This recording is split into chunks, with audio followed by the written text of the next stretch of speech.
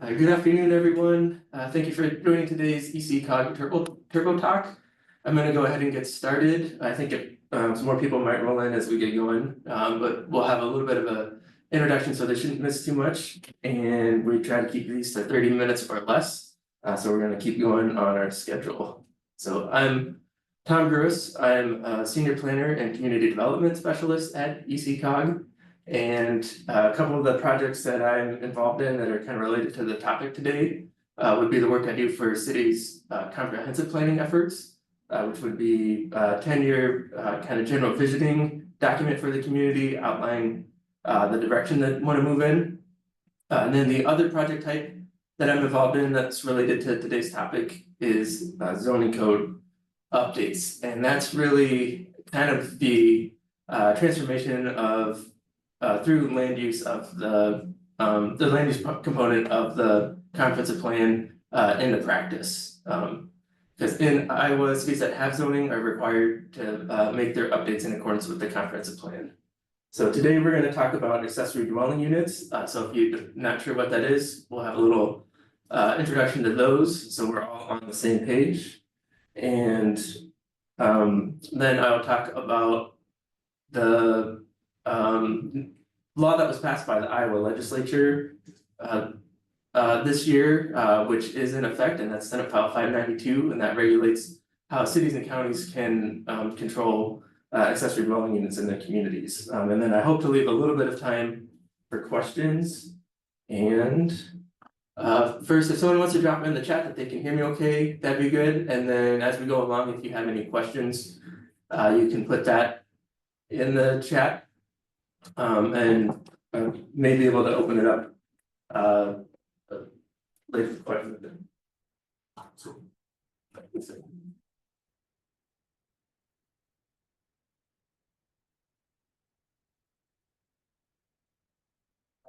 One thing they can hear you just fine. All right, I'll keep going.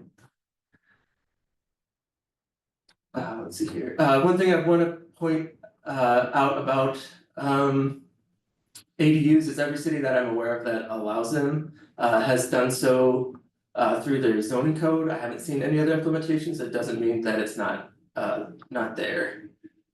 So moving ahead, we'll do a quick overview of accessory dwelling units. Accessory dwelling units are a secondary, generally smaller, separate living space on the same property as a principal dwelling. So colloquially, you may have heard those referred to as an in-law suite or a granny flat. So it's going to be a completely separate living space, either within the principal structure or separated from it. That's going to have its own kitchen, bathroom facilities, and like its own mechanicals and so on. So it's a completely separately contained individual dwelling space.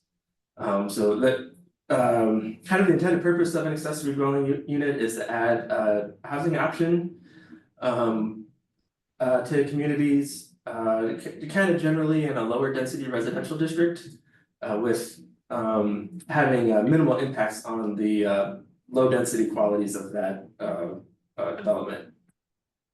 So there are three types of accessory dwelling units. There's an internal dwelling unit, which is going to be wholly within the footprint of the principal structure. So that might be a basement or attic accessory dwelling unit.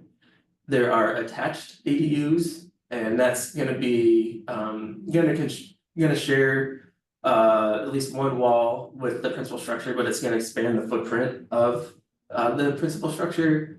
And then there's a detached ADU, which is wholly separate from the primary structure. So that could be a standalone unit, or perhaps a garage loft or garage conversion. There are some benefits for accessory dwelling units. It's an additional housing option for communities. So the nice thing about those is it's going to bring something into a community that's a little bit smaller and maybe a more desirable option for probably typically a smaller household, because most of these would probably typically be in the range of like 600 to 800 square feet, something like that.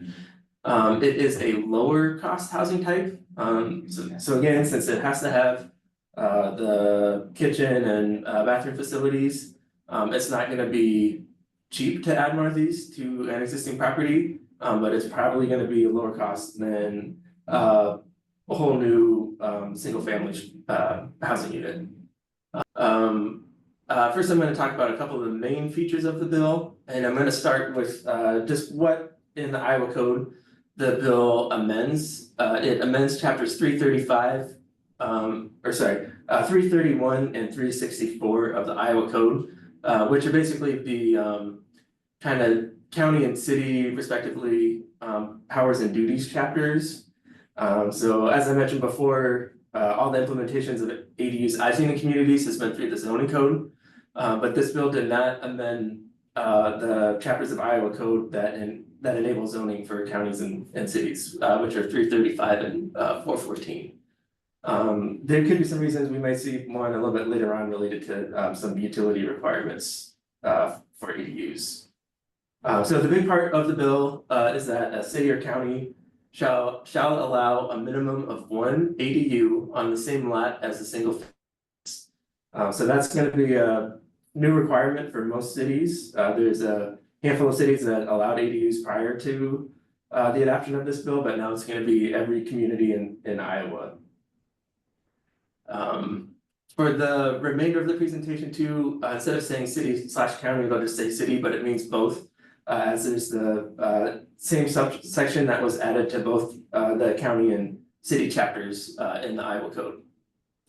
So another requirement for ADUs is that they shall not exceed 1,000 square feet or 50% of the primary residence, whichever is larger.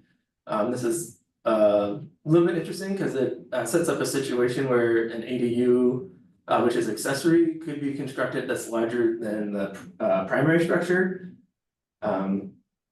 So I think that runs a little contrary to the idea of trying to have things blend in with the existing character of a property, but that's how it is. And then another point is that manufactured or mobile homes may be ADUs if they are placed on a permanent foundation and taxed as real property. And then one other thing that I can say about ADUs as well, as a kind of getting into this requirement that cities and counties have to allow, is that in the places where they were allowed in Iowa prior to the adoption of this law, they haven't exactly taken off, even where they've been allowed for decades. It's kind of like in the tens of units that have been constructed and not like hundreds or thousands of them. So on to some of the main features of the bill. An accessory dwelling unit means an additional residential unit located on the same lot as a single family residence that is either attached or detached from the single family residence. So that gets to the three types that we talked about before. I have included the definition for single family residence, because in the bill it's a reference to another part of Iowa code instead of being in the bill itself. But it means a structure maintained and used as a single dwelling unit. Notwithstanding that a dwelling unit shares one or more walls with another dwelling unit, it is a single family residence if it has direct access to a street or thoroughfare and shares neither heating facilities, hot water equipment, nor any other essential facility or service with another dwelling unit. So I read that to mean that it would allow for townhomes to be part of the properties where cities and counties have to permit one ADU per lot. Now I know there are townhomes that are on individual lots for each building where the property lines are like a zero lot line. There's also situations where multiple units might be on one lot. So that would be something that a community may have to figure out if you get a permit application from a townhome unit. So, but I'll move on with some of the other main features. An accessory dwelling unit shall comply with all applicable building regulations as defined in chapter 103A of the Iowa Code. So that's the state building code chapter, which I believe adopts an international code. So one of the questions that would be how is this going to be enforced in communities that don't have a building code or any type of inspection? But that is what's stated as a requirement. And then another requirement of the bill is that the state historic building code, deed restrictions or rule of a common interest community may limit or prohibit ADUs. So developer could put a deed restriction on a property, or any building owner property owner could put a deed restriction prohibiting ADUs in the future, or a homeowners association could prohibit them too. And that's not limited by this bill. And then if there's state historic building codes that apply, that are different than what's the requirement of the bill, those would be applicable to the construction. I will point out that it's different than a historic preservation district. And so it's a little bit nuanced there. So along with some of those like main features of the bill, there's also preemptions that are enumerated in the bill, which are set up so that a city can't like nominally say they will permit ADUs, but put in so many restrictions or hurdles on that development that they become infeasible. So there's a good list of preemptions that are included in the bill, regulating how cities and counties can regulate accessory dwelling units. So for the next few slides, I've included some excerpts from some city codes from East Central Iowa that allowed ADUs prior to the adoption of this bill. Each one of these are going to have some issues that they will need to address to come in conformance, because there's usually going to be a couple of things that aren't matching what's mandated by the state law. These are just excerpts, they're not the whole sections of the code, so you don't need to read them. It's more just to have something else visual to put on there and talk about some communities that were already allowing ADUs in the region. So one of the preemptions is a prohibition on requirements related to the placement or appearance of an accessory dwelling unit that are more restrictive than those imposed on a single family residence. So that's going to mean your bulk regulations, like your maximum building height, minimum setbacks, minimum lot sizes, etc. This one's a little interesting because the way I read it, I would think you may be in a situation where an accessory dwelling unit is allowed in the front yard of a structure. Obviously your primary structure would have to be set back from the minimum setback, but I would think that if you're saying it has to be in the side yard or rear yard, which is not an uncommon regulation on accessory structures, that it doesn't have the same minimum setbacks as a single family residence. So I don't know how likely that is, but that's just kind of how I read that. And then a city shall not require an accessory dwelling unit to match the exterior design, roof pitch, or finishing materials of the single family residence. This one's a little interesting too, because cities are already, from a law I believe passed in 2024, preempted from regulating residential building materials very heavily. The cities have to allow anything that's allowable as a building material under the state building code.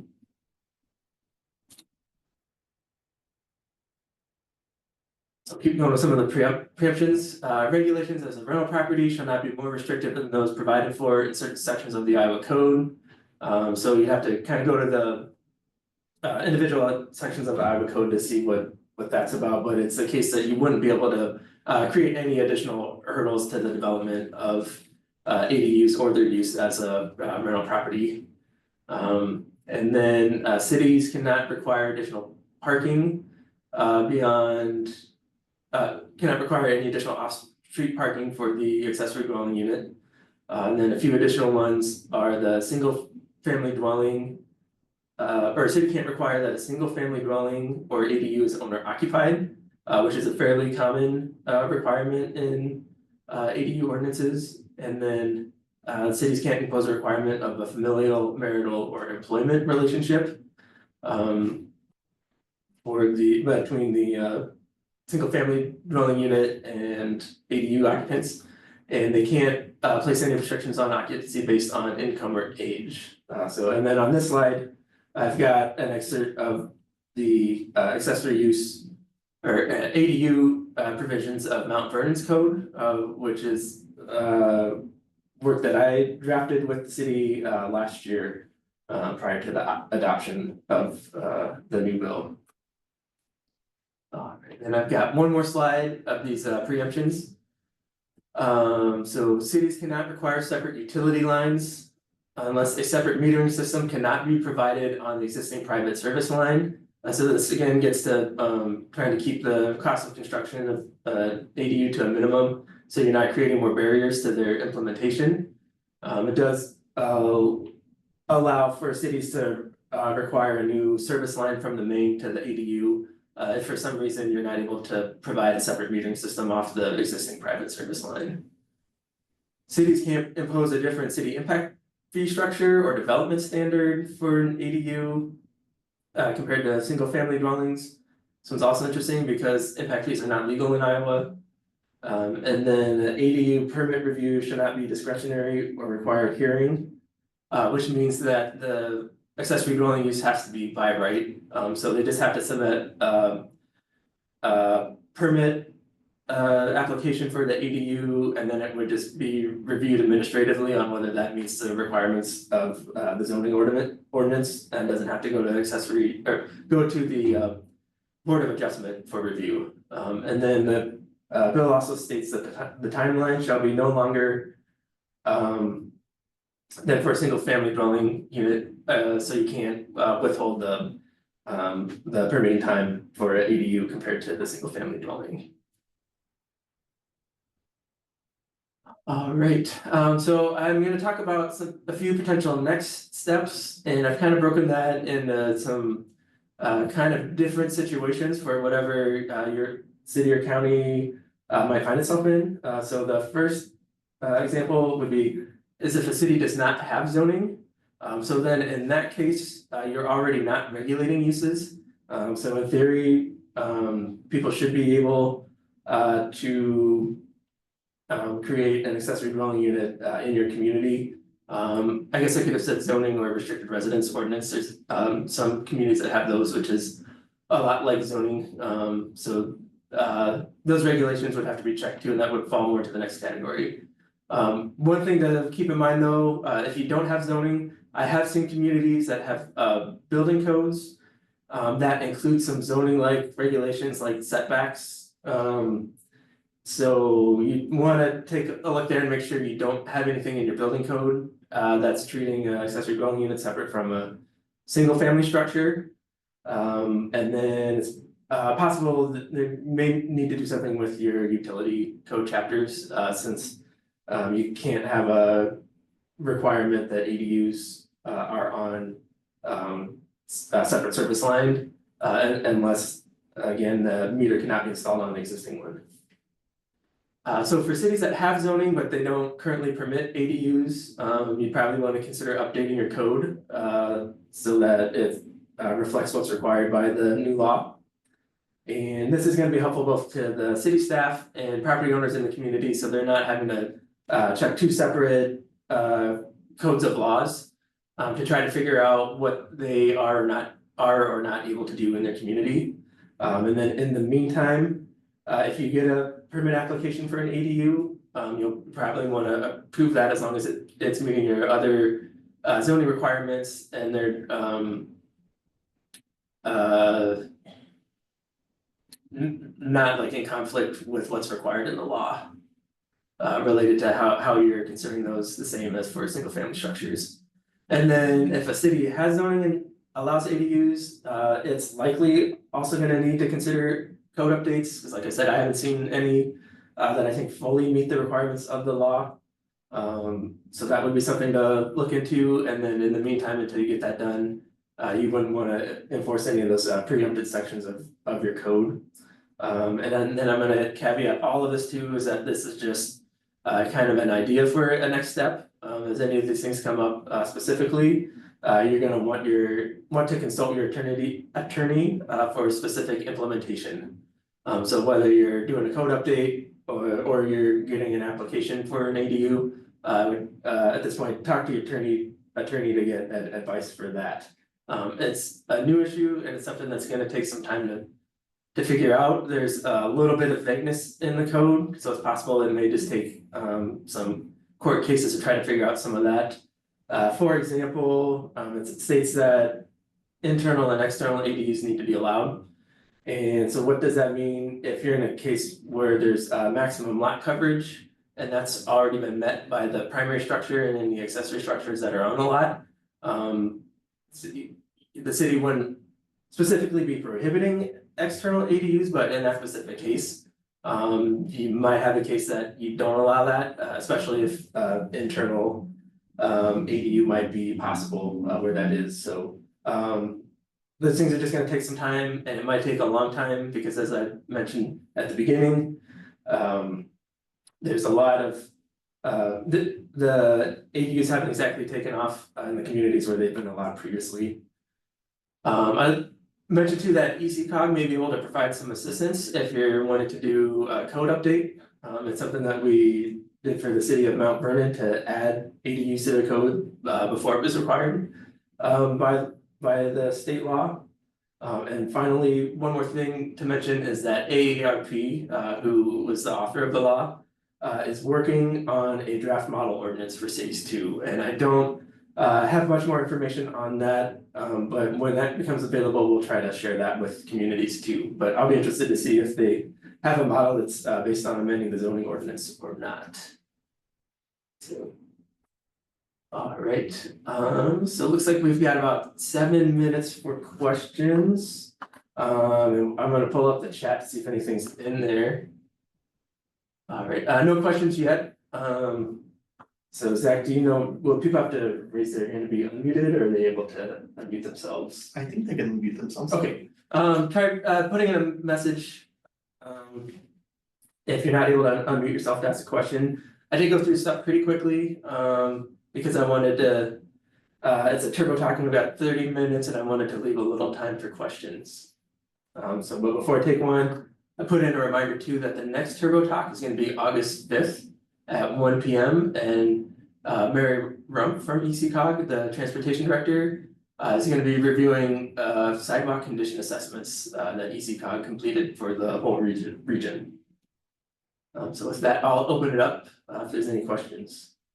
Yes, I could email the slides, so we should have all that on the registration list. So, yep, so I'll just email it to everyone else, everyone who registered for the presentation today.